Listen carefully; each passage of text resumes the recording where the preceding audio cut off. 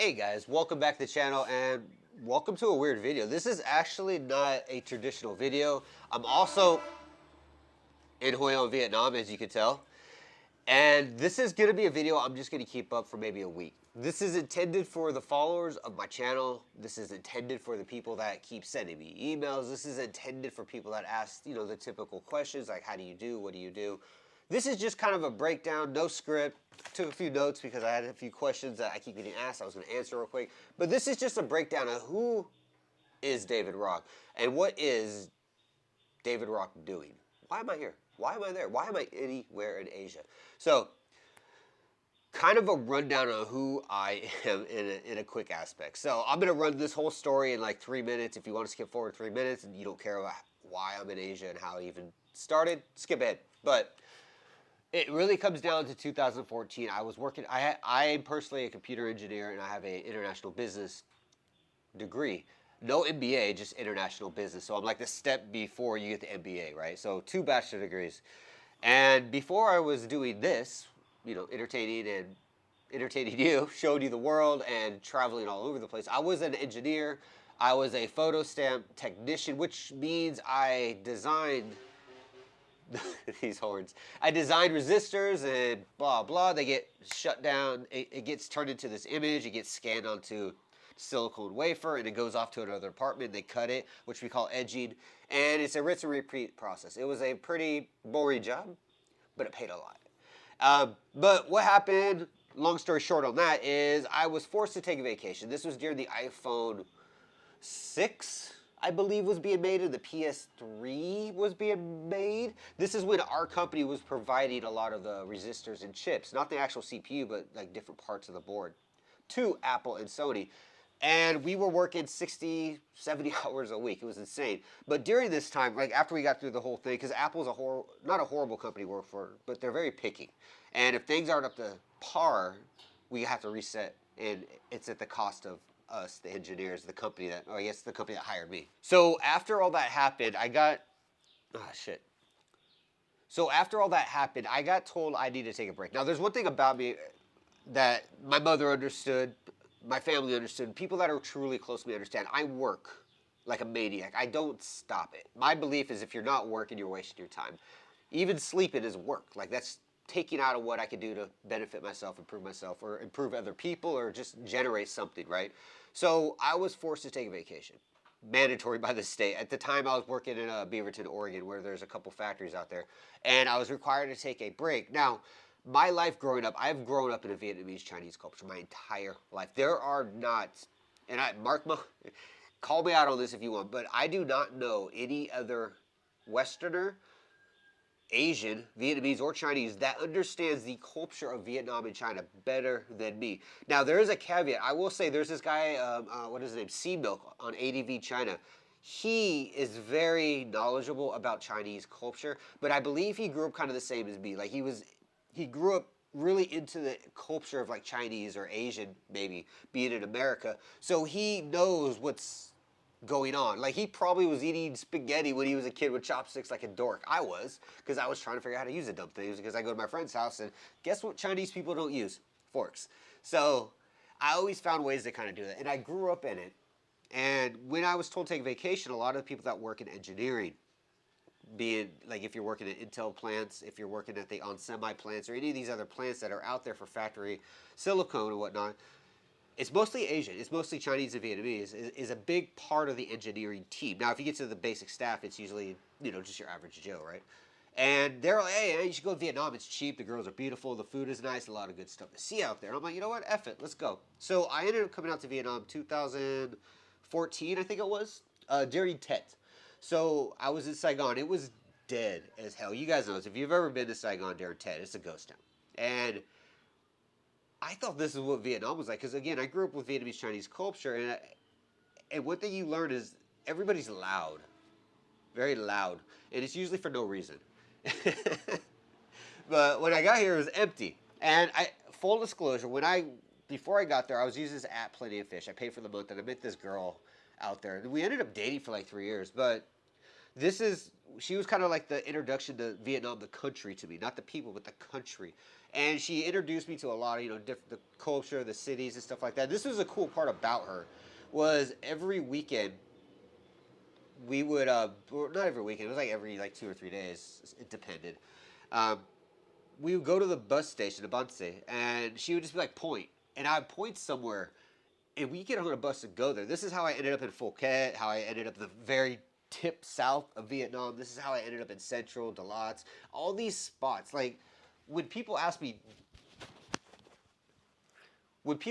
David, where have you been in Vietnam? Like, it's seriously a better question to ask me is, David, where have you not been? Like, there is nowhere I have not been in Vietnam.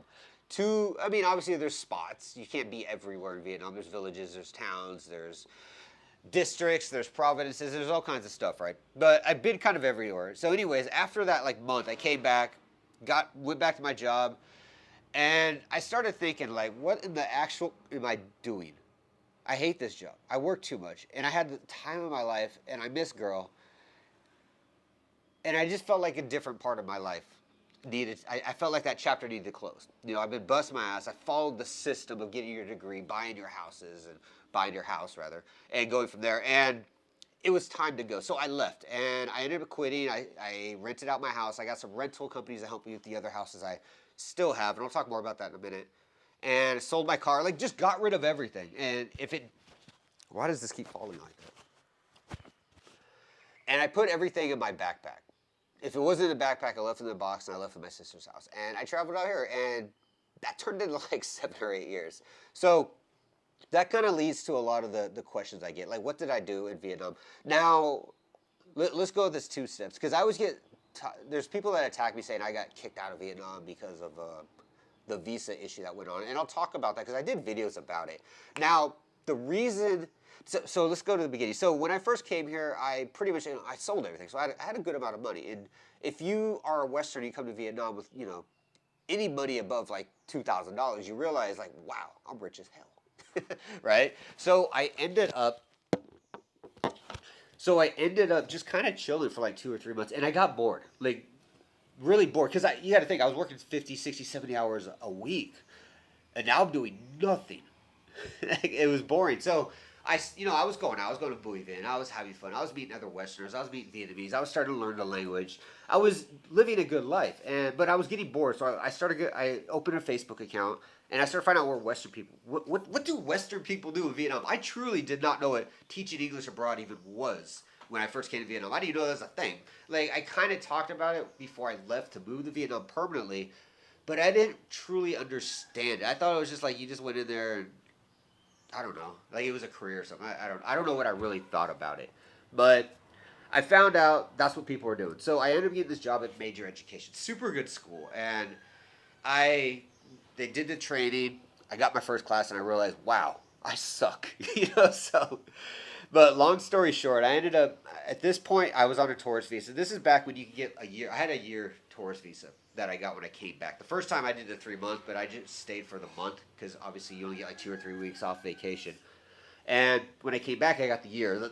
This is only an American visa, and it's no longer offered either. But the disadvantage of that thing is you have to leave every 3 months to update your stamp. I ended up finding this agent, and we're going to talk about agents here in a bit as well, that was able to just get it stamped for me for it was like $20. And because you have to do a border run to update the stamp. So you literally have to go pay for a Cambodian visa and then come back to get a stamp. The stamp's free every time, but you still have to drop like $40 or $50 plus the time it takes to go to the book buy and all that nonsense. So as I was at Major, I ended up getting a work permit. I got a 2-year work permit. I worked there for about a year, and then I quit. I think one thing that some people realize, and some people just don't do anything about it, is the education in Vietnam. It's not about learning. It's not about self-improvement. It's not about accountability. It's about studying for a test. And I saw this, and I hated it. So I ended up quitting the job. I still had a year left on this work permit. They never canceled it. I still had a TRC. So I'm just like, dope, this is chill. I got like 12, 13 months to do whatever I want. I'm technically free. So what I ended up doing is I opened a company called ASD, American Standard Development. It was a school I opened out in Bien Thanh.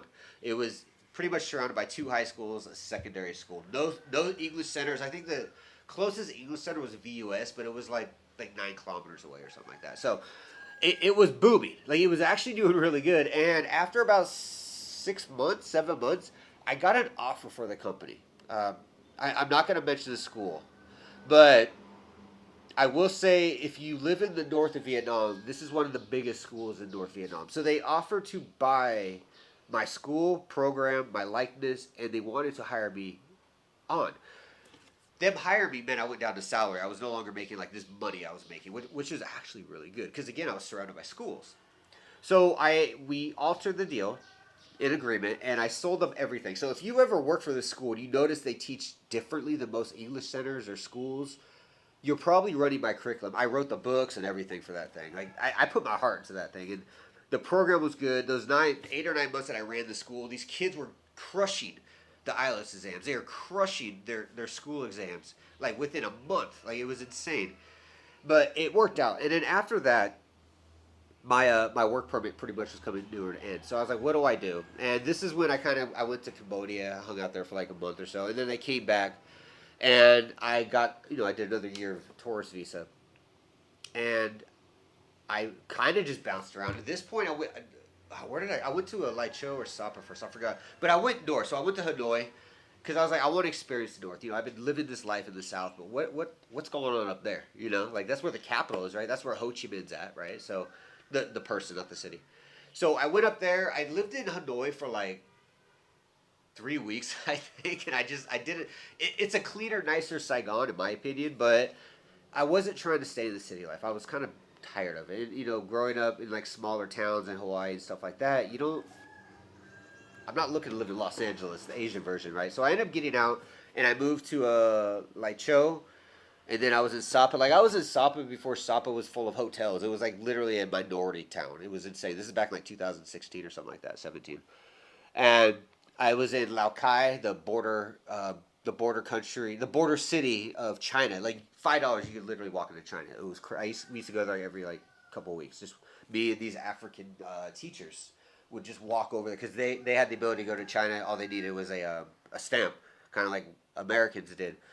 So we'd walk across $5, hang out, take pictures, eat some Chinese food, and then just come back to Vietnam because they didn't give you an exit stamp if you went there as long as you stayed in that city area. So we used to do that, and then I went down to Sun La for a while. I lived in Ha Long Bay, which was stressful because you can't live in Ha Long Bay. Legally, by Vietnam government laws of that city or that province, non-citizens cannot rent nor own property there. So you pretty much have to live in a hotel. I don't know if they've changed that since like 2016 or 17, but you couldn't. So I ended up leaving there. I went down to Haiphong. I went to Vinh City, Dong Ha, not Hoi. And kind of just hung out, and then I went down to Central. After all that happened, I ended up meeting another girl. Because the first girl, we ended up breaking up, like after a couple years, like 2.5 years, something like that. Because she kind of wanted to settle down, get married, have kids, and I just wanted to travel, and we kind of broke up. I went up north, and then she surprised me, and she saw I was dating this other girl, and she's like, what the hell are you doing? I'm like, thought we broke up. And it was a mutual thing. I wish her the best, I really do. She was a very smart girl. But we had different objectives, and I wasn't trying to settle down just yet. So I ended up going back down to Phan Thiet, and with her, the new girl, went down to Phan Thiet, and I opened a school called Inspired Education, which is still legally open right now, and I have Vietnamese staff that run it. I got a girl that pretty much represents herself as an English teacher. She's killing it. She's doing great things for her town, and I opened that. It was doing good. I opened it up in Lagi or Lazi, depending if you're North or South dialect. And it was crushing. But I'm not 2.5 months in, the pandemic got serious. The pandemic, whatever you want to call it, got serious in Vietnam in the eyes of the government to where they were shutting down non-essential stuff like English centers, quickie marts. Like if you had like a shop in there's a spider on the camera. Do you guys see that? Private stores. Like, you go to Vietnamese houses and they just have like stuff. It's like a 7-Eleven in their house, right? So all that stuff was, hold on. Oh, it's like a jumping spider. Stop jumping on my camera. So all that got shut down. The English Center got shut down. They reopened the English Centers. When we opened, that's when Inspired exploded. I ended up taking all the students from ACE, Dilla, what was the other one? APG or something like that. Like, I just started taking all the students because we were doing that good. Ironically, my cost was like double. But, I pretty much said 3 months, you will crush it. And these kids in a month were killing it. But I ended up doing that. The pandemic kind of crushed out. And at this point, now, I haven't really talked too much about the visas at this point. But as we said with Major, I had the business visa. And then I started doing the year tourist visas. At this point, with this school, I ended up getting a Vietnamese partner. One of my friends introduced me to. And I was now legally not 49% owner of this company, which is the highest ownership you can have as a non-citizen. So at this point, I was under a 5-year investment visa. Now, here's the thing about Vietnam and legalities when it comes to visas that are based off, because there's a lawyer visa and then there's an investment visa. And these visas have to be revalidated every 3 to 9 months, depending on the size of the company or the firm you work for. And because the pandemic shut everything down, my company didn't have the income from direct sales of the building itself compared to the online classes. So when I had to prove, which I believe was like every 3 to 4 months or something like that for me, because the company wasn't like a $1 million company in U.S. dollars. It was like I think it came out to like 90,000 value or something like that U.S. So I had to reevaluate like 4 or 5 months, whatever it is. And because of the pandemic, I couldn't reevaluate it. Or I couldn't prove the value of the investor visa because it was shut down. Now, Vietnam doesn't care about you in regards to you being a business owner. If your business isn't making money, it's not making money. But again, at the same time, that is what business is money in. If you're not making money in, you ain't got a business. I don't care if you're selling stuff every day, all the time. If you're not making a profit and bringing in money, it's not a business. It's a liability. So I was technically at that point a liability to Vietnam because they shut down everything because of this whole nonsense. So I ended up canceling the lease on the building. Lost the deposit, obviously. Well, I used the deposit to pay for the last couple months, I believe it was. One of my staff, I ended up letting the staff go, and I ended up paying them their final salaries. And then the teacher, or the manager, she now is an English teacher. She speaks English and Spanish, and she teaches in her town, and she's killing it. So the company's still technically there. But what happened with that investment visa was because I couldn't renew it, I was given a final 90 days to leave. They're like, you need to prove that your company's making money, which was impossible because of the pandemic. Or I had to go to the U.S. Embassy and have it moved down to either a business work permit, which I couldn't do just yet because the business wasn't 100% finalized yet. Because even though you get an investor visa, it doesn't mean your company's actually stamped and good. I had my stamp and everything, but it still had to go through some processing. So it wasn't to that point where I had a tax ID where I could write myself a work permit yet. So it was just like, Urgh. So this is where things got kind of weird. The pandemic was getting a little heavy, and I got a phone call from my sister. She's like, hey, David, Mom's got cancer, right? And I was like, wow, okay. And she said, it's only stage 2. There's hope. She's going to go through chemo. She's going to do this and that, yada, yada, yada. And so I'm in this group. I because how YouTube acts, I can't say what the name of the group is, but it's a lot of rich people and a lot of successful people. And we help each other on business ideas and advice and stuff like that. It's like a motivational group, right? But it's not cheap to be in it.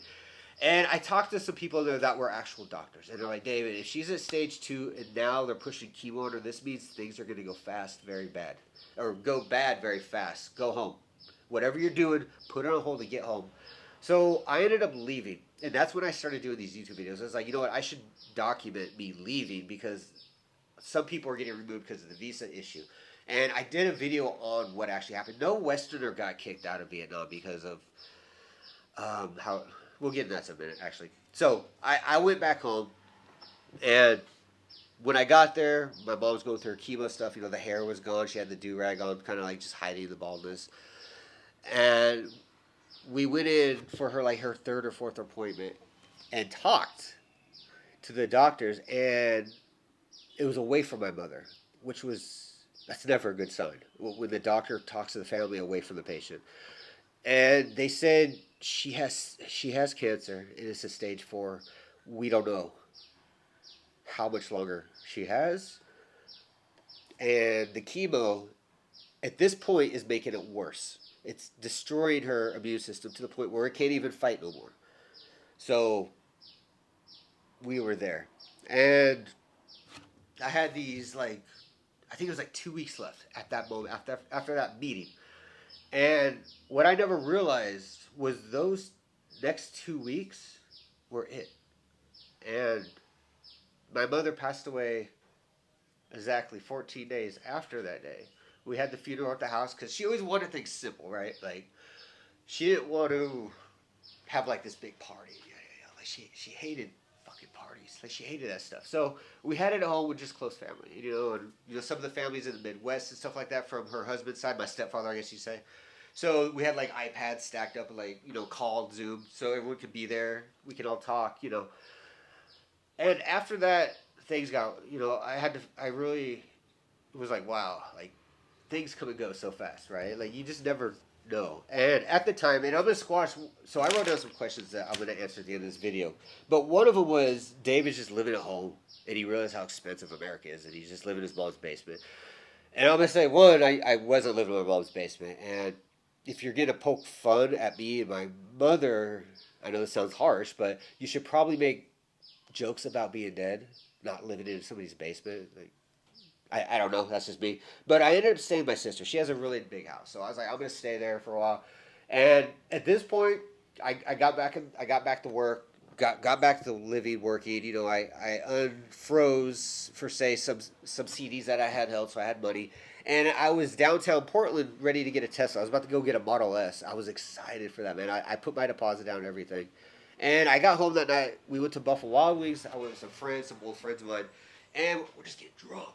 Just having fun, right? And they just kept asking about my traveling. And I just, like, I'm telling you this story. Like, it just makes me smile to talk about this. A lot of it. And I finally just stopped. I got home. And I was like, what the fuck am I doing?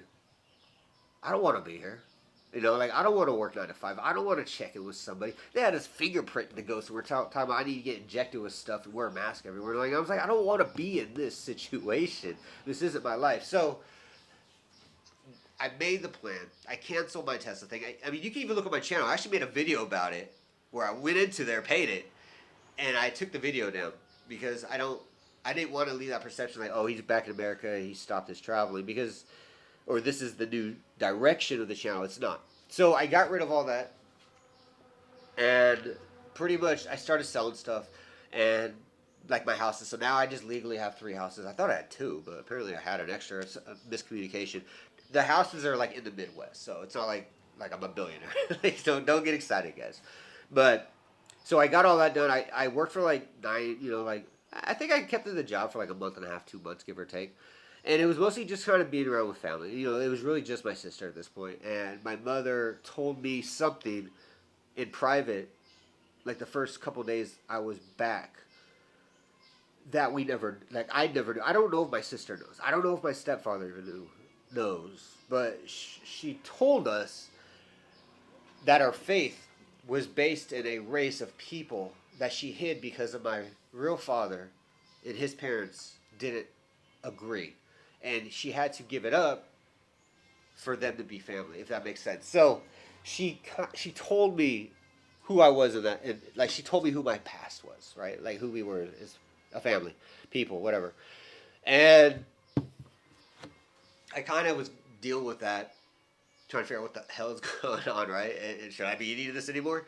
Stuff like that. But also just kind of help my sister out, And then I just found out I had a stepbrother I never knew about, and realize that, like, 20 some years not knowing somebody, just walking in saying, hey, I'm your brother, you don't connect, if that makes sense. So after like 2 months, I left. I came back here, and if you check the videos below, I started traveling through like Asia, Thailand, yada yada yada, and that's what I'm doing now. And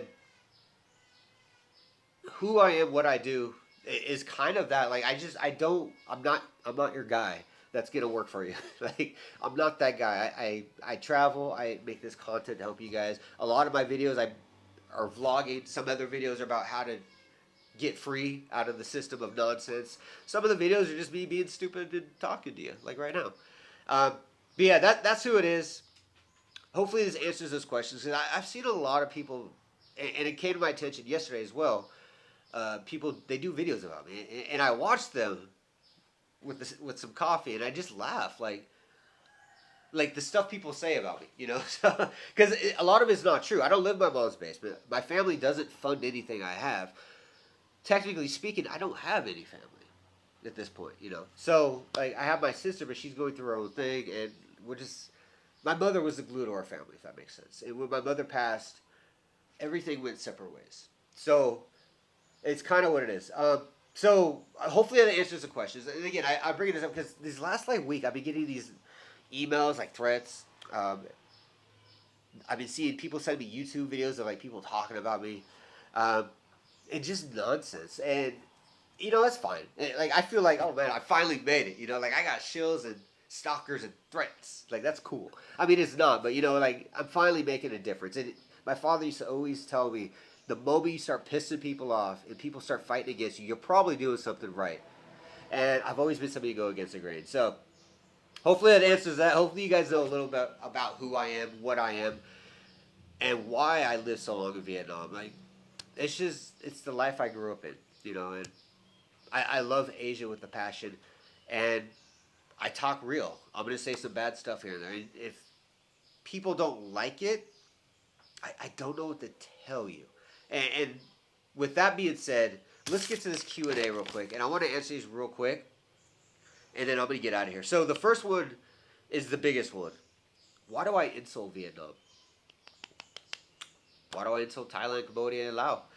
I'm going to be honest with you, and I saw one guy's video. He was standing in the middle of a rice field saying, look how clean and quiet it is. And to you, I'm going to say, good sir, you're an idiot. You're in a rice field. Here. This city in a rice field. Of course, it's clean. Of course, it's quiet. Some people, bro. But I don't insult Vietnam. I speak rather honestly. Vietnam is heavily polluted. I've said this. Vietnam is actually number 4 of the biggest pollution in the world's oceans. Vietnam is the size of California. Vietnam has a population of 98, 99 million people. I get that. It's a small, but a mass of those people live in Hanoi and Saigon and Da Nang.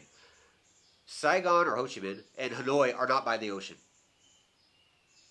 So the idea though with that, with like the pollution thing, and I'll talk about that because I get asked a lot about that. Vietnam's culture, and this is why I say I think I understand Vietnamese culture a little better than pretty much any Western person, and most Vietnamese as well. Because, yeah, it's the culture to throw stuff everywhere. If you go to any Vietnamese restaurant, even in Hoi An, even in Da Nang, any city, if you go there, go to a restaurant, you're going to see people throwing everything on the ground. They pay their bill, they walk off, the staff cleans it up. It's in the culture to throw shit on the ground. And if you go to like places like Saigon or Hanoi and you ask, hey, why are you throwing stuff on the ground? 99.9% of the time people will tell you somebody picks it up. The government cleans it up. There's no accountability for the state of this country in regards to like cleanliness. So, am I insulting or am I just calling out something that obviously shouldn't be? And I know a lot of people that have watched some of my older videos where I talk about trash burning, plastic burning, which is very, very common. They thank me. I've got emails from Vietnamese saying, thank you for making awareness of this. Our government, our people don't understand how serious this is and stuff like that. I don't think Vietnam will ever change when it comes to pollution. So I can't say much about it. I can just call it out as I see it. And that's what it is. So is Vietnam a dirty country? Yeah, it is. Is there going to be spots that are clean? Yeah. If you go to tourist areas in Vietnam, they're going to be clean. Hanoi government areas are clean. Ha Long Bay is clean. Guess what else is in Hanoi government areas? The president. Guess what's in Ha Long Bay? The biggest tours that you find in Asia or in Vietnam. Like, of course, man. If you go to District 7, District 3 in Saigon, they're going to be cleaner than other spots because they are mostly Western companies and people living there. You're paying $30 million a month for rent. They better keep the shit clean, right? So, do I insult Vietnam? No. I honestly speak the truth. And if people don't like it, that's fine. You know, like right now, like just before I did this video, the guy next door had karaoke going on. He was just yelling. You could hear it 100 meters down the road. There's no self-awareness, you know. And again, that's kind of what you accept in Vietnam. And I said at the beginning of the video, I grew up in a Vietnamese Chinese culture, and one thing you learn is it's a loud culture for almost no reason. So I'm not angry about it. It annoys me sometimes. Just like some kid tapping the table, it's going to annoy you. But it doesn't mean I hate the country. I love Vietnam. It's one of my favorite It's one of my favorite countries out of all of Asia because it's part of who I am when I grew up. So, am I saying I'm Vietnamese? No, 100% not. I am happy where I grew up. Would not want to be born in Vietnam, but I do love this country, and I will also speak honest. So I'm gonna move on from that. Living at home, I think I talked about that. I stay with my sister because why am I can't live in a house that I have rented. Understand, owning real estate is a business. You rent it out to tenants. You have management companies, and you pay your 25 to 19% taxes, and you pay your 10% every month fee to them. I can't live in those houses. Even my address in America is a digital address in New Jersey for tax write-off reasons. I don't have a house in America where I just go back and live. So I did stay with my sister. She has a big house. She was great. She was nice to let me stay there. I appreciate it. Have I ever lived with my mom? Sure. When I came to visit after I got out of university, I came back and lived with my mom for 3 months before I got my engineering job. I don't understand why that's such an insult, guys. I don't understand when people are like, he lives in his mom's basement. Where did that start? When people play Call of Duty? I don't know. But you live in Asia, and these people live with their parents forever. And that's what's funny is the people that are insulting me, oh, he went back home to live with his mother, live in Vietnam. You realize people in Vietnam never leave their parents' house. So your insult is retard. I can't say that word. Stupid. It doesn't make sense. You know what I mean? That's I don't know. Yeah, I don't know. Just, if you're going to insult, makes sense. And then the third one is income. Am I just living on my mom or my father, my family's money? No. When my mother passed, all the money, this is kind of a family dispute, I guess, but everything she ever worked for, earned, and had never went anywhere in my direction, or my sister, or my brother's direction. It all went to the stepfather's family. From my understanding, am I mad about it? No. Nobody owes me anything. My mother raised me, my father raised me. Nobody owes you shit. You got to take what you need, and I don't mean take as in steal, but earn it, work for it, make it, build it, create it. Yeah. So no, I don't. I get incomes from real estate. I get incomes from ETFs. I get incomes from, I have some cryptos. If you look below, I use Coin Wallet, and I get, I forget what it's called. I get a 9% return on certain coins, I guess. I know the whole stuff crashing, I get it, but I still get a few bucks. And real estate incomes I get every month. What else is there? You see the channel. It's only 909 subscribers, so I'm not getting YouTube money. But if you look in the description, I do affiliate stuff that I believe is good stuff. I do iVisa. I love iVisa. I use it for all my travel except when I go to Vietnam and Thailand because I'm American. I can just walk up in there and I get a stamp. It's easy for an American in that respect. But I do use them, and I will never recommend anything to you guys I do not believe in. If I think the program's crap, I will agree to them. And I'm not going to waste my time trying to help you save money and improve your life on some product I think is trash. So if you see it down there, something I offer, it's because I've used it, I use it, I've had it, or whatever the case might be, I'm part of it one way or another. So do check those out. There's discounts on them all. It helps out the channel. That's another part of where my income comes from. And the rest of the money, that's kind of it. It's all investments, really. All my income is from investments. Do I have a 9-to-5 job? No, and I don't want one. So I don't want to be a teacher. I don't want to work at a computer job. I don't want to do any of that stuff. So that's where that is.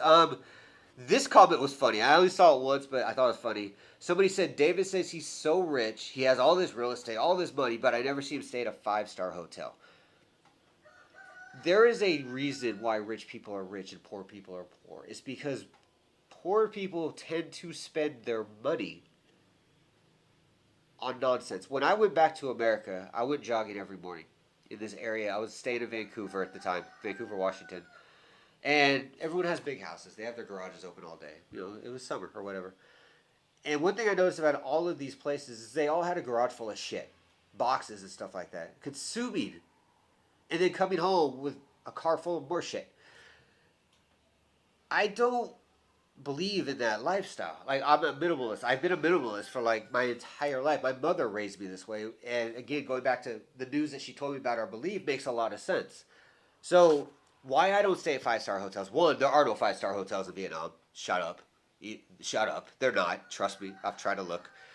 Two, if you're traveling abroad to a third world country and the first thing on your mind is where's the nicest hotel, go back home and go to Chinatown in Los Angeles or something. You know what I mean? It doesn't make sense to me. So the houses I usually stay, and I would think people would be impressed by that because when I've lived in Vietnam and Thailand, I've always lived in traditional housing. How many Western people do you know live in Vietnamese owned houses or live in Thailand houses where the owner is literally Thai or Vietnamese? You know what I mean? Like, I can do things most Western people can't do. You know, on top of that, I save a shit ton of money. I mean, the last house I had when I was living in Saigon and Govam, I think I paid like $290 a month for a 2 or 3 bedroom house, two and a half bedroom house. When I lived in Thailand, I paid $130 a month for a 2-bedroom, 2-story house with a parking area for a full size SUV. Like, I find this stuff. So why don't I spend $80 to $100 a night in a hotel room? Because I can get a house for that. So hopefully it answers that. If you want to see somebody that just goes around blowing money, traveling the world, go find Andrew. What is his name? I can't say his last name because I'll get in trouble. Because YouTube's weird. But Andrew T. Go follow him. He's rich as hell. He travels the world. He's always in lavishness, Bugattis and stuff like that. That's not what I am. That's not what I care about. So that's why I do. The next one, marriage. Okay, so there's 2 more. Marriage. I get asked, like, why didn't I get married? Or I'm out here because I got married. And the answer is no. And I have no intent to be married. It has nothing to do against Vietnam. I just don't want to be married right now. I don't see the point. And I want to hit this on another thing. I see a lot of people, to my defense and against me, that always say this, like, this guy married this girl half his age. And I see that, and I understand where you, the enemy, or the friend are coming from. And in a Western culture, if you're 50, 60, 70 years old, married a 25, 35-year-old, that's weird. If I married a 19-year-old Vietnamese girl and then went back to America and took her to a bar, ain't nobody gonna be my friend except her. And she's gonna be confused because it's a culture thing. And that's what's really weird to me when I hear people insult me, like, oh, David's dating a young girl. Like, honestly, I think every girl I've dated has never been, like, more than, like, 11 years younger than me. Like, really? Yeah. Like, the first girl I met here, she was 8 years younger than me, which is normal. Like, my father and mother were, like, 12 years apart. You know what I mean? It's not like my father was 18 and my mom was 12. It wasn't like that, obviously. That would be weird and illegal at the same time. But do understand, in Asia, there's an acceptance to age of that gap in magnitude. And Western people that are in Vietnam insulting me about that, or insulting other Vietnamese or people that do it in Vietnam, I don't think they understand. That is the culture. Vietnamese people do it. Chinese people do it in China. Thai people do it, I've seen. I've seen Lao people do it. So it is an Asian thing. I think that's an insult that needs to be buried very deep because it's just a culture thing. Now, if you see some white dude that's 65 married to some 25-year-old Asian chick in America or Canada or Australia, I get you. Because it's culturally unacceptable. It's legal, but it's just not a cultural acceptable thing. In Asia, it's fine. So I think that I think that should be buried. In regards to me being married, I don't have any intent just yet. I just don't have I don't have the need right now. I'm traveling. I'm building businesses. I'm working on 2 new business ideas that I've been working on for the last, like, 9 months. I'm doing a lot of, like, copywriting. I'm just doing a bunch of stuff. That's actually another thing I forgot to talk about. I do copywriting too, so that's where a lot of my income comes as well. So you might find me. No, I don't think you guys would ever find me because it's usually word of mouth for me. But I do that. But in regards to being married, I just don't have any intent to be married right now. And to knock out that whole thing, David got married and stayed in Vietnam forever. How do I say it's not sounding insulting? If a Vietnamese girl married an American to go to America, 100% get it. She's going to gain opportunity in a country that's free. She's going to have the opportunity no other Vietnamese woman would ever have to improve herself, build a better life for her children and her family. I get it. This is my perspective, so no commenting insults about this. This is just what I feel, but I don't judge people because everyone thinks different. Just like the age gap thing. I don't care. Some people care. Who cares? You know, it's up to you. I'll never insult you. If you bring it up to me at a bar, I'll be like, yeah, I guess yeah, she is pretty young. She's 18. She's older than 18 though, right? Like, that's the end of it for me. And with this, I don't see the benefit as an American or Canadian or Australian or European to marry into Vietnam government to stay here long term. I feel like it's like marrying down, and I'm not talking about the woman, because you have an opportunity these people don't have, and you're kind of like tossing it away to stay here where you don't have opportunities. And this is something what an old expat told me like 8 or 9 years ago. And he was telling me communism is an awesome thing for a tourist. Truly is. You can buy what you want. You can buy your way out of whatever you want. You can do anything with money. Money is power in Vietnam. I'm very powerful in Vietnam because of that. But for a citizen, it's hell. It's jail. It's literally a horrible situation in life. And a lot of people are not even aware that live here that are citizens that there is a glass ceiling above their head. And they will never get above it. They can see the clouds, but they'll never get up there. So I don't feel me personally marrying into this country based on its governmental beliefs is a value to me nor an interest to me. So if I do marry somebody that's Vietnamese, it would be out of love. It would be because I see it as a value for me and her. I would never do it to stay here. And I'll be quite honest with you, if I marry somebody that's Vietnamese, I would probably take her to Thailand. And we would just retire there. It's quieter. It's got less shit on the ground. You know what I mean? So I want to knock that out there too. And when I talked about earlier, I talked about how I got my visas and stuff like that. That's how I got them. All my visas were all legal. And we were talking about the agent stuff, and I didn't really talk about this much, but when the government cracked down on the visas, fake visas, understand this. And to the guys that send me hate mail, understand this. The government brought in a new president to the South. He did not change the rules.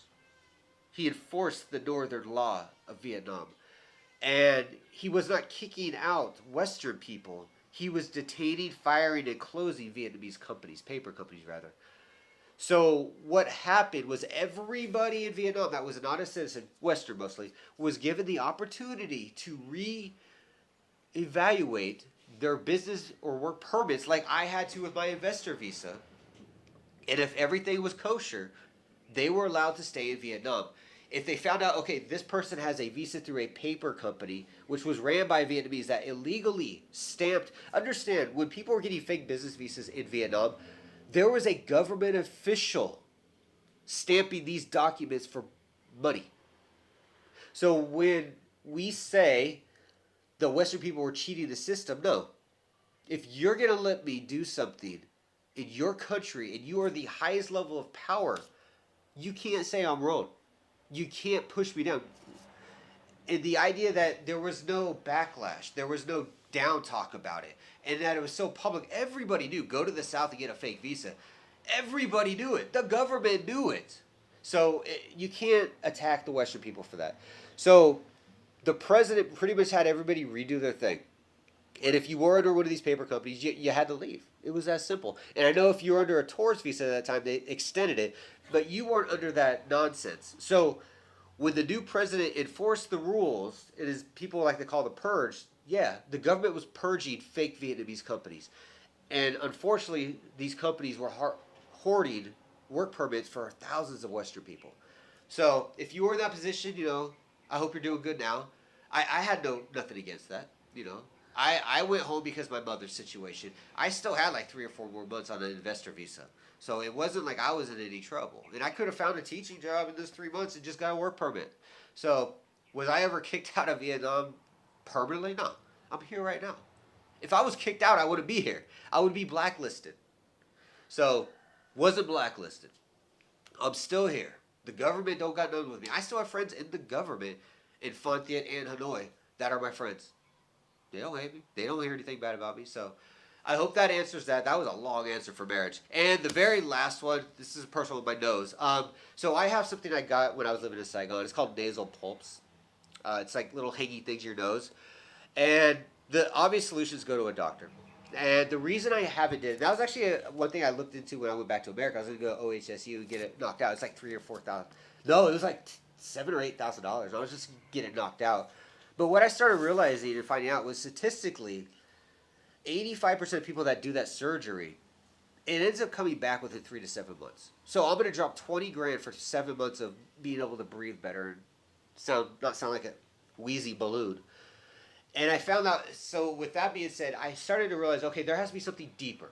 Because if it's coming back, that means there's something else going on. So I found that it was my diet. It's actually got better. I used to have them hanging out my nose. Like, it was really bad to a point where I had to, like, cover my nose or, like, put, like, Q-tips in there, like, you know, like those makeup things, so it would block it from falling out. But I've changed my diet. I did a post on the community thing, like, a week ago. Like, I eat a whole onion and, like, a clove and a half, like, a whole thing of garlic every day. And it's improved drastically over the time. So if you do have this condition, that's my advice. Green tea, I put it in my nose, lay upside down, and it's helped a little bit. Green tea tree, I think it's called. I also use it to brush my teeth. It fights cavities very well. Because dentists out here aren't the best. And then, the garlic and onion. So I think, honestly, in the next 2 to 3 months, it will be gone. It's almost gone. I have one left. I went to the hospital like 4 days ago to get an x-ray, and they said there's one. I used to have 9 of them. So they are going away. I think I sound better. I can smell stuff now. Like, 95% of the day I can smell. I can smell right now. You don't want to know what I smell right now, but I can smell right now. It's just I can't breathe that well through my nose. So that's what's going on my nose. Hopefully this answers it. Again, I'm going to keep this up for like a week or so. This is a long video. Yeah, like 45 minutes almost. So I hope this answers it. This is who I am, David Rock. This is what I do. And this is what I love. I live the life that I love. And I would never take it back. And the fact that I get to show you guys this world from a view that a lot of people don't get to see, I think is like the best part of what I do. I don't even know if it's a job, but I love what I do. And then here and there, as I get like, what do you call them, like donations or tips or something like that from a lot of people. And there's a guy, Christopher, actually donated some money some time ago, and it went to a friend of mine's son. Like, they're really struggling right now, and so it paid for a lot of stuff for that boy, and most appreciated. We even got to go take like a free vacation trip to the beach with the family, which they haven't done since the baby was born, and the baby's 3. So it was a great experience. He got to learn how to swim. I think you guys saw, I probably already posted that video, or I'm working on it now. No, I haven't posted it yet. I'm way behind on editing. I'm sorry, guys. Like, I'm still editing Laos videos, and I haven't been there like 2.5 months. But yeah, so hopefully that answers everything. That's who I am. If you have questions, leave them below. Again, this is going to be cut in like a week, maybe sooner. I don't want this to be like part of the channel. This is intended for you guys that watch this video, that are supporting the channel, that enjoy the content, that ask the questions like who the hell I am, why I'm out here, how I'm out here, how do I fund what I do. That's probably the number one question. Even when I meet other YouTubers, like I was actually in Dong Hoi, and the YouTuber I did a video with that should be coming out here next week or two about teaching as a non-native and a native. He asked, even, it's like, this has to be an expensive life for you, traveling so much, like never having like a house where you pay rent, but hotels all the time, and it is. But I prepared myself years ago, decades ago, with the training from my mother and my father on how to live this type of life. So hopefully I can share stuff like that with you. Hopefully you see this stuff, enjoy these views, enjoy these areas. And plus, I get into these like cultures, these Vietnamese housings, these non-5-star hotels, thank you very much, and show you what life is like for the average Asian person or Hmong person, Vietnamese person, Thai, whoever person, and show you what it is. So I think that's it for now. I'm just rambling at this point. This paper's done. Elefante es muy bueno. I don't know why there's Spanish on there. So I'm going to get out of here. Thanks for watching, guys. We are almost at 1,000, so don't be shy. Hit that subscribe button. If you are seeing this and you're not subscribed, hit the subscribe button. If you're still here. If you're seriously still here, comment below. Cheese balls. Yeah, cheese balls. I like that. And I'm going to get out of here, guys. I got videos put up. The next video going up is going to be the video of us getting to Laos. We're finally there in regards to the video editing, and I also have a video coming up of me and another YouTuber doing a video collab, I guess you call it. He's an English teacher. He's a non-native as well, so it's gonna be very informative and help you guys out, I think, because I can only give you firsthand of a native teacher. Non-native stuff I really have to kind of guess or ask around. He knows. He has a work permit. He's a non-native, and he's a teacher out here for like 4 years. So it's gonna be a great video. Either way, guys, rambling again. I apologize. Pardon. Whatever. I'm going to get out of here. I'm not even going to edit this video. I'm just going to upload it like it is. So, thanks for watching, guys. I'm out. I will see you again. And you get to see me turn off the camera. Here it goes. Here it goes. Here it goes. Here it goes. 3, 2,